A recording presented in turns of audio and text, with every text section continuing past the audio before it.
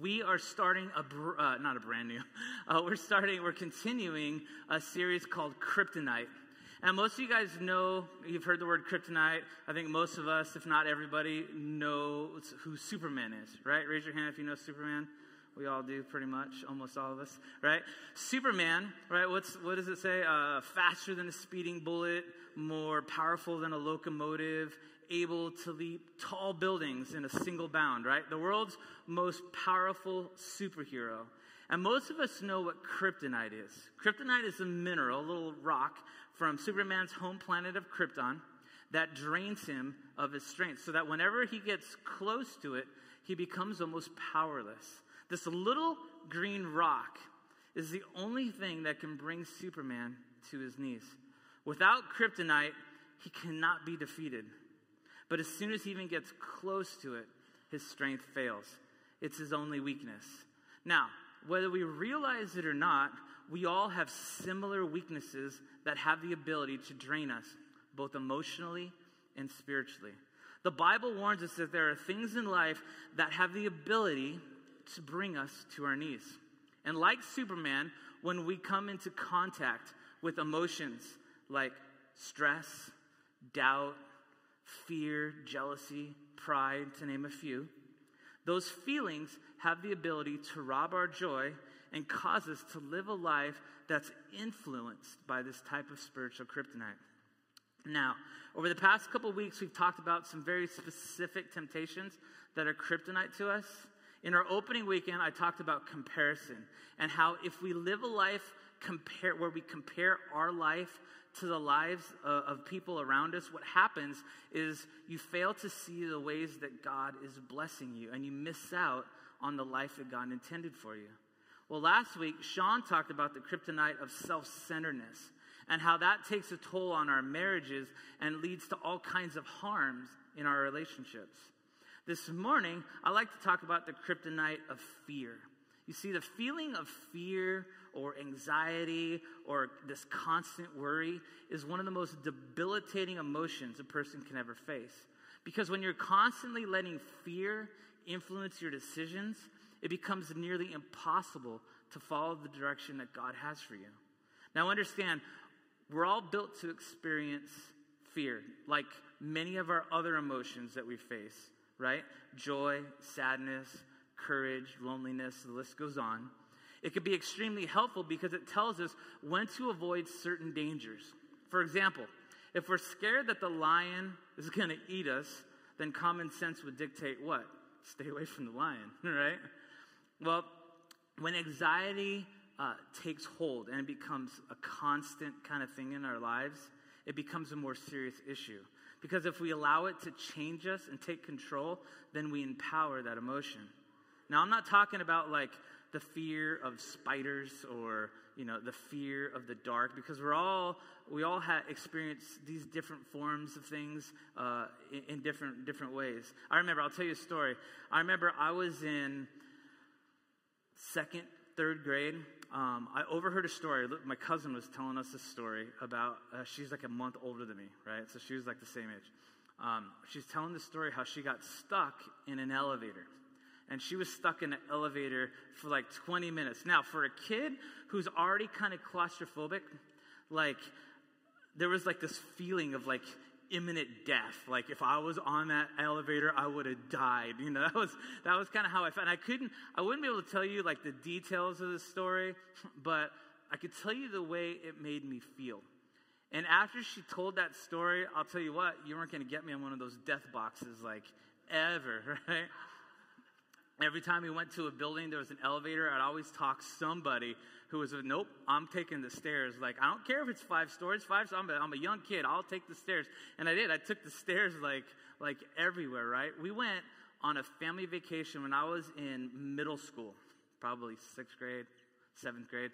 I'm from California. We flew all the way across to the other side of the world to visit the New England coast. My grandfather's from Maine. He had family all up and down New England. So one of the stops we did was, of course, the Empire State Building. Take one guess who did not go in the Empire State. You crazy. That was like a suicide mission for me, man. There's no way. Luckily, my grandfather was nice enough. He's like, I've been in it a bunch of times. You know, he stayed back with me, and we kind of went and had lunch and stuff like that. But fear, like from early ages, right? We all develop these different kinds of phobias, both small and large, but persistent fear. I'm talking about the fear, that anxiety that never goes away. It has the ability to wreak havoc on how you live your life day by day. Because when someone who lives with a constant anxiety, it can for some be so crippling that every decision they make, like I did about elevators, can be influenced by this emotion. If you have a continuous fear of something, you do anything possible to avoid it. And often we even organize our entire schedule around avoiding that thing we're afraid of. I read a psychological study that said roughly 10% of American people experience these types of anxieties. And they range from anything like the fear of failing to the fear of rejection to more serious issues like fear of intimacy or abandonment. There's even a fear of success. And the list goes on and on and on. And they manifest themselves in ways like, refusing to eat in public, refusing to give a public speech. Did you know, I don't know if you knew this, if you ever read about fears or not, I just learned this 2 weeks ago. The fear of giving a public speech is the number one fear by people. Number one fear. It's above the fear of death. So people would literally rather die, right, than do what I'm doing right here, right now. You see, these anxieties cause us to live in the shadow of the thing we fear the most, because people who live influenced by these emotions, they'll go to extremes to avoid the thing they're most afraid of. You see, these feelings could be very crippling on how you live and make decisions. And the events that happen around us every day have a way of escalating those fears. We worry about our health. We worry about our finances. We worry about our jobs and our job security. We worry about our families. There's a quote that says this, and I don't know who said it, but I read it online. It says this: we worry when things are going good because we're concerned that they're going to go bad. And then when things are bad, we worry that they're never going to get good again, right? And for some of us, worry plagues us, right? So the question is, what do we do? How do we overcome that constant feeling of fear and worry? And what does the Bible have to say about it? Well, the Bible says a lot about worry and anxiety and fear. In fact, there's a story in the Bible, a story of God's chosen people, a people called Israel. In the book of Numbers, the Old Testament part of the Bible, we're talking 1,200 years before the birth of Christ. And we begin 2 years after the Israelites have just lived the past 400 years under this harsh slavery under the Egyptians. Now, the leader of God's people at this time is a guy named Moses. And Moses has a really big job to do. You see, he has to count and organize this mass amount of people and prepare them for the journey ahead, all the while continuing to point them to the promises and the presence of God along the way. Pretty simple, easy job, routine kind of stuff, right? Well, if you've ever read the story of the Exodus in the Old Testament, right, and you see the complaining and the grumbling and it's better if we just died in Egypt than to die out here in the wilderness, the constant complaining from the Israelites, like the picture I get, and this is the best way to describe it, is like imagine trying to organize a horde of middle school girls tweaked out on Red Bull. Like, that's probably a great description of what Moses has to do. But he does all this, at God's bidding, at God's request, to prepare them for the journey and the eventual arrival into the promised land, the land that God had promised them. So God's people are super stoked. They're really excited about what God's doing for them, but there's some work that needs to be done. So Moses puts his head down and gets to work, right? Now, the first 10 chapters of the book of Numbers, the first part of that Exodus story, is really good. Things seem to be going really well. Moses counts all the people, and we talk about the organizational skills of Moses, right? The Bible says that Moses counted the people. There were over 600,000 men, right? And historians and scholars believe when you factor in women and children, that number is closer to 2 million people. This is Moses' job, right? How do you like that? I don't think you could pay me enough. And Moses wasn't getting paid, right? This is a volunteer, nonprofit organization, right? God starts. So this is Moses' job. So Moses gets an idea. I'm going to separate these people into their family tribes. So he separates them into their family tribes, 12 tribes. And he assigns each tribe a specific duty and a specific place to camp, all around what he instructed them to build, called a tabernacle. The word tabernacle simply means dwelling place, and it's a place where God was to be honored and worshiped by his people until a temple would be built many years later. So this is the first part of the story. All is going well. Then we get to Numbers chapter 11, 12, and things turn a corner. And it's not a good corner either. You see the people, this is when they really start complaining and grumbling and really getting upset, ticked with Moses, right? And it's not just like the people who were at the back end of the camps near the bathrooms. Like it's some of Moses' top shelf people, some of his best leaders, right? Even some of his family. And Moses kind of gets to this place where the people are so upset. He kind of gets to this place where he's kind of like, God, can we please just hurry up and get where we're going? And he says this is actually in the Bible. He says, these people are going to stone me. So this is kind of what he had to balance, all these emotions of 2 million people wanting to kill this one guy, right? But finally, they seem to be on the home stretch. They're kind of on the doorstep of the land that God had promised them. And God instructs Moses to send some men into the land of Canaan, the land that God had promised them. So he sends 12 men, each a leader in his tribe. Moses sends them into this land to bring back a very detailed report. Moses wants to know about the people. He wants to know about the cities and its fortifications. He wants to know about how it's spread out. He wants to know about the vegetation of the land. He even asks them to bring back some of the fruits. So he wants to know about the quality of everything. So these 12 spies are gone for 40 days, and they're surveying this vast land, right? They're surveying everything. They're gone for 40 days, and they finally return, and here's the report. Here's the intelligence that they give to Moses, their commander. They say this. This is in Numbers 13. It says this. We went into the land where you sent us. Indeed, it is flowing with milk and honey, and here's some of its fruit. So the first part, they start out great. God, it is exactly what God told us it would be. God was right. But then they say this. However, the people living in the land are strong, and the cities are large and fortified. The Amalekites, the descendants of Anak are there. The Amalekites are living in the land of the Negev. The Hittites, the Jebusites, the Amorites live in the hill country, and the Canaanites live by the sea and along the Jordan.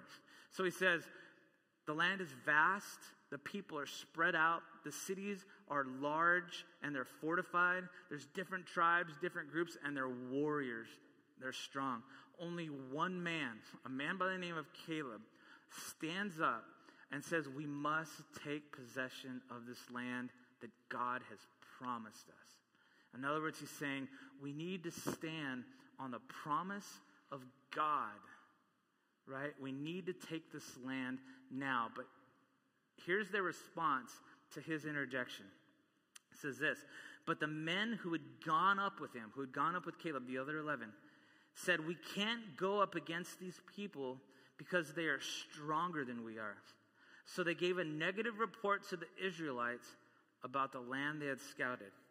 Now the people were looking forward to a really great report. They had trusted God so much up to this point. They were looking forward to a report that was full of prosperity, full of hope. But the report they got back from the spies that Moses sent was the complete opposite. Now notice what happened to the people, the 2 million people who were with them as a response to this report. In Numbers 14 it says this, then the whole community broke into loud cries and the people wept that night. All the Israelites complained about Moses and Aaron, and the whole community told them, if only we had died in the land of Egypt, if only we had died in the wilderness. Why is the Lord bringing us into the land to die by the sword? Our wives and little children will become plunder. Wouldn't it be better for us to go back to Egypt? So they said to one another, let's appoint a leader and go back to Egypt. Do you realize, notice what just happened here?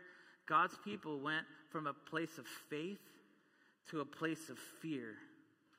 Because the kryptonite, this kryptonite of fear, it draws power from two places. And the first place is this. It's when we forget God's promises. God had over and over again told them and promised them that he was going to give them a land of their own, a country of their own. But they had forgotten about it. Now, here's the thing. You would think, this is me talking, you would think that the God who created the universe, who has more power than Superman, right? If he makes a promise, then wouldn't you think that God has the means to make that promise come true? Right? But the Israelites forgot about God's promise. And the second place the kryptonite of fear draws power from is when we forget to remember that God is always faithful. I had a youth pastor that used to tell me, God doesn't always pay on Friday, but God always pays on time. In other words, God's timing may not be your timing, but God is always, always faithful and always comes through on time. Now, if God's people would have, had a rewind button on the DVR of their memory, they would have remembered some pretty crazy things that God had done for them. First, he rescued them. Remember you heard the plagues and stuff, from this pretty dramatic rescue from over 400 years of slavery and oppression. Secondly, God had, in their escape, God had miraculously parted a sea for them to walk through on dry ground. And I'm not talking about this cutesy little story that some of us may have learned in Sunday school when we were little kids, right? I'm talking about God's people and Moses were literally running for their lives after the Pharaoh, another word for king and the Egyptian word for king, after this Pharaoh had finally released him, said, get out of here, go, be free, I'm done with you, get out. And they leave. And then he goes bonkers and totally pursues them with his army of chariots. Right? So they're, who knows, a day or two ahead.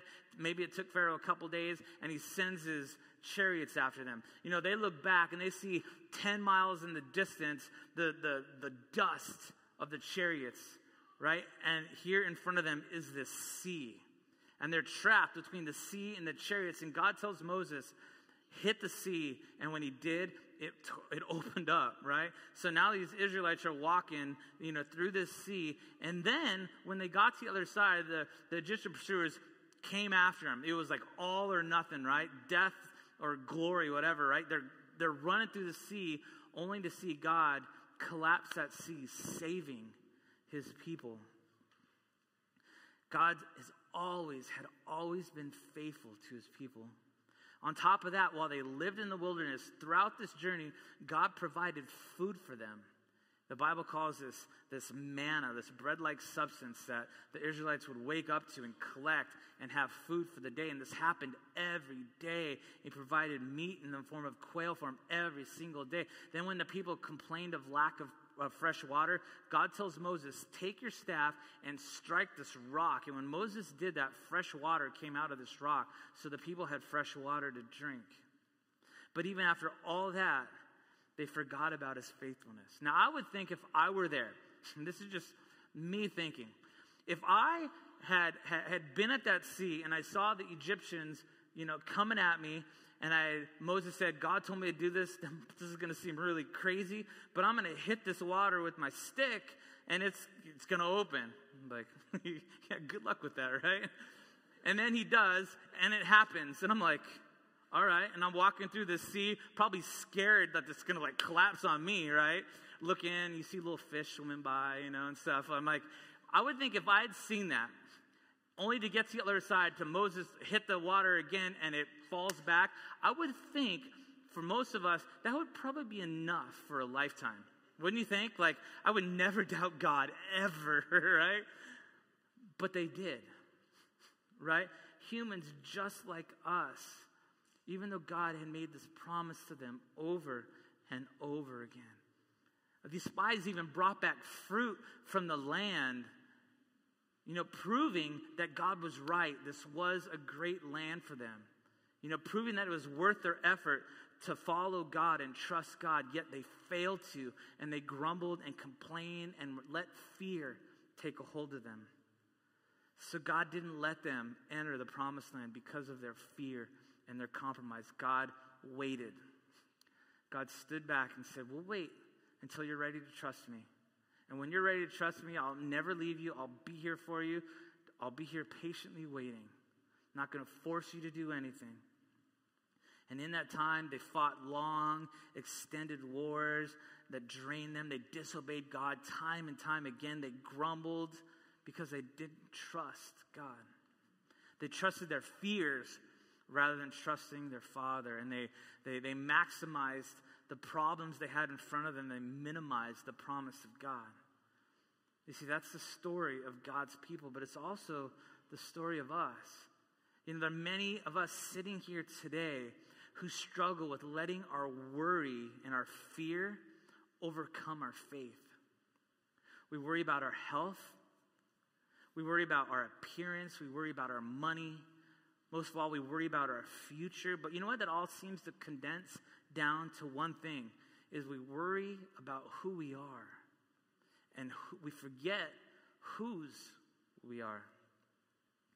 In the book of Numbers, God's people allowed their fear of this because of this negative report that the spies had brought back to them to completely overshadow and rob them of their identity as God's people. They had completely forgotten about the faithfulness and the protection and the promises of God in light of the current fears because the Canaanites were too strong. So what causes this debilitating kryptonite kind of fear is not really the threat to your life and your safety, but a threat to our identity. We like to think we're in control, don't we? And then what happens when that control is threatened? Or realistically, what happens when we realize we're not in as much control as we think we are? That's when the worry and the fear kind of seeps its way in. But here's the good news. The Bible gives us a pretty clear picture of what it means to kill the kryptonite of fear. We read this in the same story years later.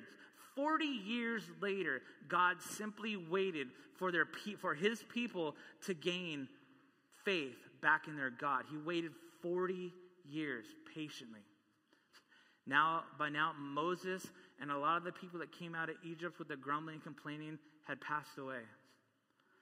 And God appoints a new leader when he sees their faith is strong. And he appoints a man by the name of Joshua. And he tells Joshua these words. This is what he says. He says, no one will be able to stand against you as long as you live. I will be with you just as I was with Moses. I will not leave you. I will not forsake you. Those words might sound familiar to some because they're also God's words to his people in Hebrews chapter 13. Never will I leave you, never will I forsake you. He tells Joshua this, be strong and courageous, for you will distribute the land I swore to their fathers to give them as an inheritance. Then he says this, above all that, be strong and very courageous to carefully observe the whole instruction my servant Moses commanded you. Do not turn from it to the right or to the left, so that you will have success wherever you go. You see, by now, Israel gets it. God is the one who's really in control. They understand that God has always been faithful to them and that he always loves them. We have to come to that same place where we know that the God who rules and reigns over everything loves us. And he will never leave us.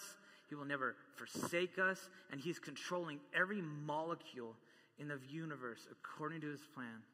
And there's nothing that can be greater, more complete to drive out the kryptonite of fear like God's plan and purpose and his love for you. There's no way that God's love can be any stronger, any more secure, any more satisfying, and any more in control. And when you believe that, when you really, really believe that, and that's what our identity is rooted in, God's love and promise for us, it totally drives out the kryptonite of fear. Because the same God that made these promises to the Israelites, the same God that has never failed, that continues to never fail, will not fail us now. God's never late. He always pays on time. And he's always working things out. And when you really fully believe in God's relentless love for you, that trust part, it gets a whole lot easier. And the worry and fear, it becomes really, really small. Because in the end, when God has promised his love and his faithfulness to you, he will not fail you. Let's pray. God, thank you so much. God, that we can look not just at the Bible and the history of your faithfulness and love for us, God, but many of us in our own lives, God.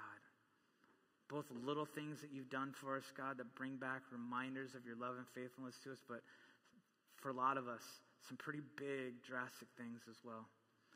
And God, I pray and ask that you would keep those things on the forefront of our memory when worry and doubt and fear try to seep in. God, that you would keep those things on the forefront of our minds, and our trust and our faith in you would never disappoint, God. In Jesus' name.